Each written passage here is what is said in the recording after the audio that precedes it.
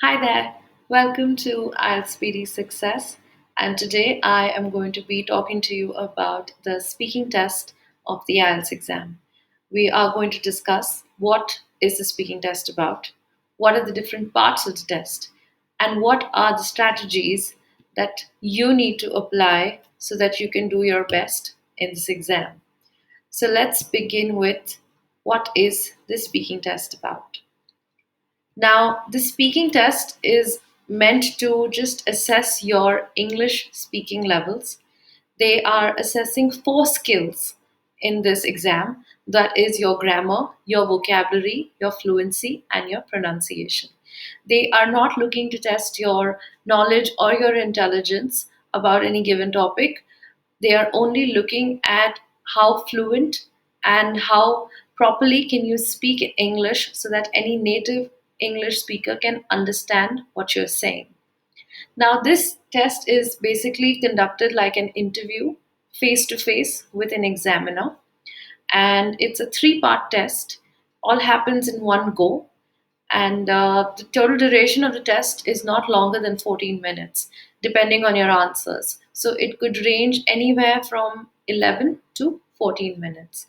And for a better assessment, this test is tape recorded so that if the examiner or any other examiner wants to reassess or reevaluate your responses, there is proof of your answers. So, this is a tip that you must remember, that since it is tape recorded, you must be very clear, very audible, and try to be as close to the microphone so that everything you speak is recorded in a clear manner. Now let's move on to what is part one. Now, part one of the test is basically greeting and introducing yourself. The first round is meant to make you become comfortable because you are going to be meeting an examiner for the first time. You are bound to be nervous. You're giving an exam. So, the first round entails questions about your personal life, which don't require you to think too much when you have to answer. These are answers that have to come spontaneously. Now, this part of the test does not take longer than 4 to 5 minutes. When you enter the room, you are expected to greet the examiner and they greet you back.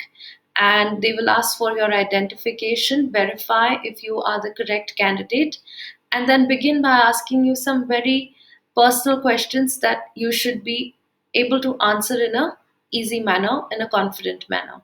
So, and the questions are very familiar topics like who's in your family, what kind of a job do you do, why are you giving this exam, do you like sports? Do you read books? Do you like to travel? And where do you live? What kind of a house do you live in? Very familiar topics which require very short answers. And there'll be about close to 9 or 10 questions in this section. Now, what are the tips and strategies you need to remember so that you don't fumble over here? Now, as we know that this test will become more and more challenging as it progresses, so you must try to calm your nerves, smile at the examiner, and try not to be very, very nervous. And whenever you're asked a question, don't answer by just saying yes or no. Like if I ask you, do you like to play sports? Your answer shouldn't be yeah or yes or no. You should answer, yes, I enjoy playing various sports and I'm a keen tennis player. Even if you're not a tennis player, you have to answer in a complete sentence so that the examiner knows that you know how to answer properly. Now, these answers are not expected to be factually correct always, but you might have to make up certain answers. You have to include a little detail. Yes, they are short answers, but that doesn't mean you answer in one word. So always try to answer in a complete sentence. Like if you're asked, how do you live in a joint family or a nuclear family? You should say, I live in a nuclear family with my parents and my brother. These are your ideal responses. Okay, now what do we have in section 2? Section 2 is basically a monologue, or as you would like to call it, a long turn, or basically a section where you are given a topic and you have to speak for a full 2 minutes on it. Now, what goes into this? Now, the examiner will hand you over a topic. You are given a minute to prepare for it. You are also given a paper and pen where you can write down your ideas regarding that topic. Prepare yourself for that minute. And once the minute is up, you get a full 2 minutes to speak about this topic. You must answer all parts of the question. It could be a question with little subparts. You must answer all parts of them. You don't have to answer them in a particular order. You can answer them in any order as long as you cover them in those complete 2 minutes. Always remember to be very clear, very audible. Don't have too many long pauses. That kind of indicates lack of fluency. Little bit of hesitation in this round is not appreciated, but you should just sound confident enough that you can complete your sentences and you have enough to speak about this topic. Now, what are the strategies that you need to remember or tips that are very important for this section? Don't stray away from the topic. If you're asked about a festival, talk about a festival. Don't go into talking about sports or feelings or anything of that sort. You can always practice this section by recording yourself. It's the best method. There are various ways to record yourself.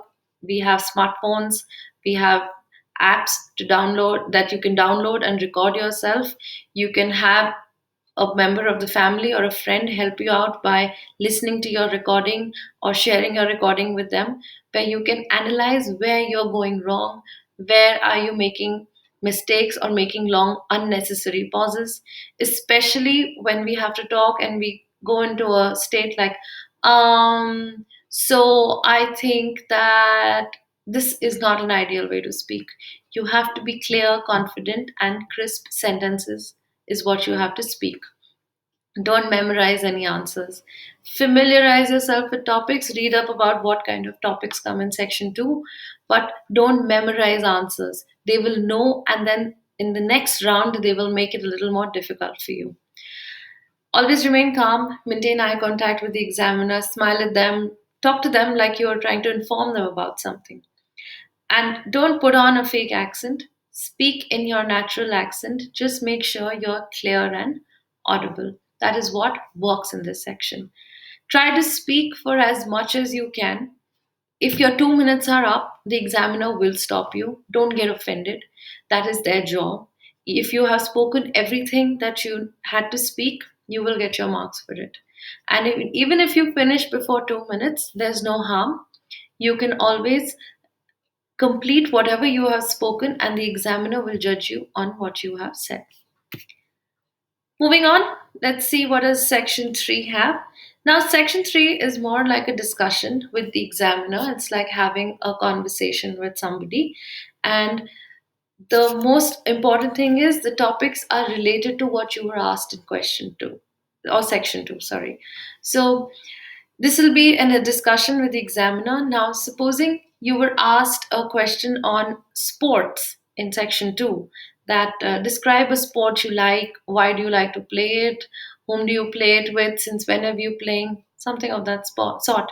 So now this section will have the same topic, but your questions will be more abstract.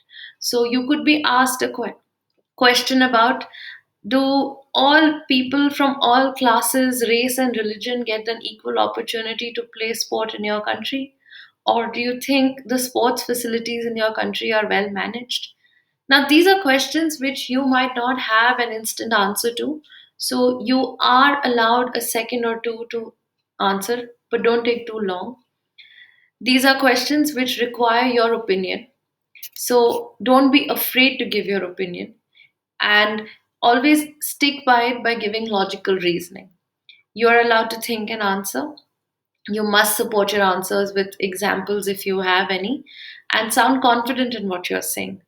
Minor hesitation in this section is all right because these are questions that you don't get too much time to think about and you have to spontaneously answer. And always let the examiner participate. Supposing you give your opinion, let them respond and get back to you with an answer and take the discussion forward. Now, this section is again not more than 4 or 5 minutes long and it will have approximately 4 to 5 questions based on the topic.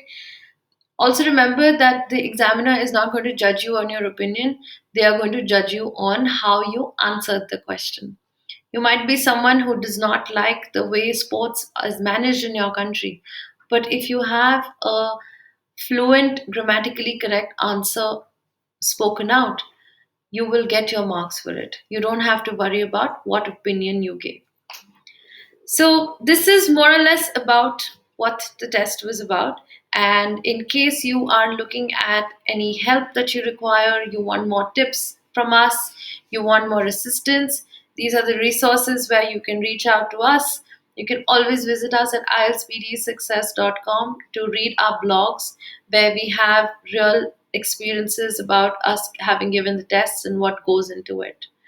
So, that's it from us from today. I hope you enjoyed watching this. And if you have any queries, please feel free to reach out to us. Thank you. Bye.